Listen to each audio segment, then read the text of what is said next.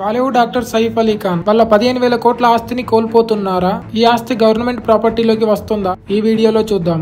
1962లో ఇండియాకు చైనాకు జరిగిన యుద్ధం అండ్ 1965లో ఇండియాకు పాకిస్తాన్ కి యుద్ధం కావడంతో 1968లో Indian government custodian for enemy property for Indian act ని తీసుకువచ్చింది.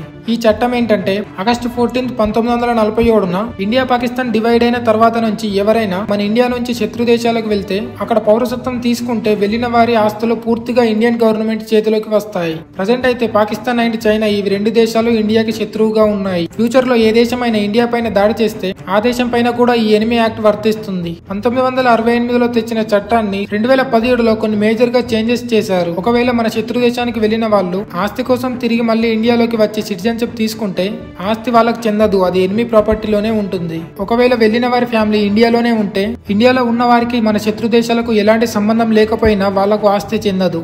వన్స్ ఒక్కసారి ఆస్తులు గవర్నమెంట్ చేతిలోకి వస్తే మళ్ళీ వాళ్ళకి ఇవ్వడానికి కుదరదు. ఈ ఆస్తి గవర్నమెంట్ కి చెందుతుంది అని ఈ యాక్ట్ లో ఉంది.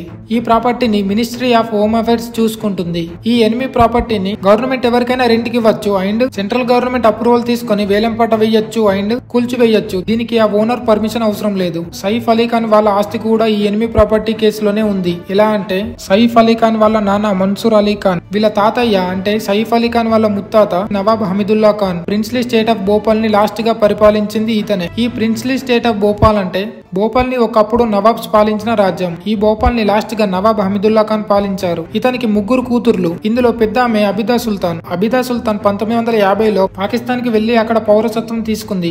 ఈమె చేయబట్టే సైఫ్ అలీ ఖాన్ వాళ్ళ ఫ్యామిలీకి ఆస్తి రాకుండా పోతుంది. అండ్ ఆయన రెండో కూతురు సజిదా సుల్తాన్, ఈమె సైఫ్ అలీ ఖాన్ వాళ్ళ నానమ్మ. అండ్ లాస్ట్ గా మూడో కూతురు రబియా సుల్తాన్. 1960 ఫిబ్రవరి 4న భోపాల్ నవాబ్ హమీదుల్లా ఖాన్ మరణించిన తర్వాత ఆయన ఆస్తిపై చాలా కేసులు నడిచాయి. అయితే 2000 ఇయర్ లో భోపాల్ లోని ఆస్తులన్నీ సైఫ్ అలీ ఖాన్ కి, వాళ్ళ అమ్మకు, సైఫ్ అలీ ఖాన్ వాళ్ళ సిస్టర్స్ కి ఈ ఆస్తి చెందుతుంది అని ట్రయల్ కోర్టు తీర్పు ఇచ్చింది. ట్రయల్ కోర్టు అంటే ఏదైనా కేసు ఫస్ట్ సారి రిజిస్టర్ చేసేది ట్రయల్ కోర్టు. 2014లో ఈ పటౌడీ ఫ్యామిలీ భోపాల్ లో ఉన్న ఆస్తులన్నీ ఎనిమీ ప్రాపర్టీగా మార్చాయి. వీటి విలువ సుమారు 15,000 కోట్ల వరకు ఉంటుంది. అయితే కోర్టు ఇచ్చిన తీర్పుకి వ్యతిరేకంగా సైఫ్ అలీ ఖాన్ 2015లో మా పూర్వీకుల ఆస్తి ఎనిమీ ప్రాపర్టీగా మార్చినందుకు అండ్ వారసత్వంగా ఆస్తులు మాకే చెందుతాయి అని మధ్యప్రదేశ్ హైకోర్టులో పిటిషన్ వేశాడు. అప్పుడు కోర్టు సైఫ్ అలీ ఖాన్ ప్రాపర్టీస్ పైన స్టే ఇచ్చింది. 2015లో వేసిన పిటిషన్ ను 2024 డిసెంబర్ 13న మధ్యప్రదేశ్ హైకోర్టు కొట్టివేసింది అండ్ స్టేని రద్దు చేసింది. 2000 ఇయర్ లో ట్రయల్ కోర్టు వీళ్ళకి ఆస్తి చెందుతుంది అన్న తీర్పుని కూడా కొట్టివేసింది. ఈ ఆస్తులపై మీకు హక్కు ఉందని నిరూపించుకోవడానికి 30 రోజుల సమయం ఇచ్చింది.